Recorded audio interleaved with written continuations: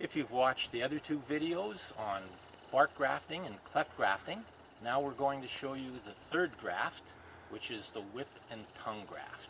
Quite an easy graft. Again, if you can brush your teeth, you can graft fruit trees. It's that easy. Now, a whip and tongue graft is used when you're on a thinner branch similar to this. 2 or 3 or 4 easy steps. Here is step 1. Cut the branch off. I think you can handle it. Step 2. You get your grafting knife and you make a cut, a long slice like that. Step 3, and this is the touchy one, about 1/3 of the way down, you gently start rocking the knife to make the tongue. Now you notice how I'm rocking the knife. Grafting knives are very sharp. Do not just push on it. If you just push on it, invariably the knife will slip. It'll jam right into your hand and your fingers. There will be blood all over the place, and it will look like you were the attempted victim of an axe murderer. Don't ask me how I found this out, but rock the knife gently. Now the actual sign wood, this is a piece right here. You do the exact same thing. You make one slice, and then the second one about 1/3 of the way down. Again, very gently. You're rocking it. You're not pushing it all at once. You're rocking it. Otherwise, it'll take your fingers weeks to heal. Okay, so there's the whip and tongue. There's the whip and tongue.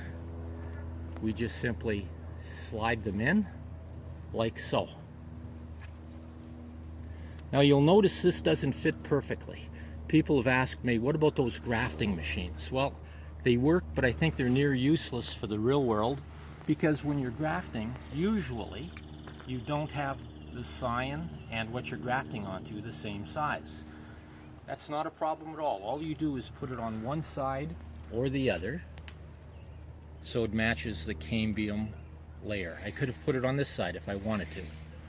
Now steps 2 and 3, quite simple.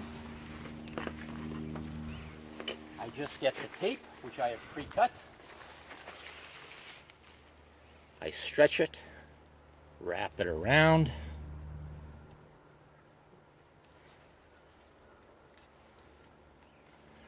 All right, that's the tape.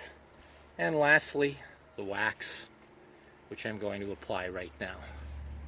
Again, this is a special wax. As a hobbyist, I like to import the best of it just because it's a hobby and I don't want to get my fingers all gummed up with the other waxes, which do work, but they're not nearly as pleasant to play with. This is like being back in kindergarten and playing with plasticine. And you put a little bit over the tip. And lastly, you put a label. Once again, the dullest pencil is better than the sharpest memory. And once again, when this graft takes in about 3 weeks to 4 weeks, it gets a ribbon because it won the prize. And that is the whip and tongue graft. Be sure to look at the other 2 grafts, cleft grafting and bark grafting.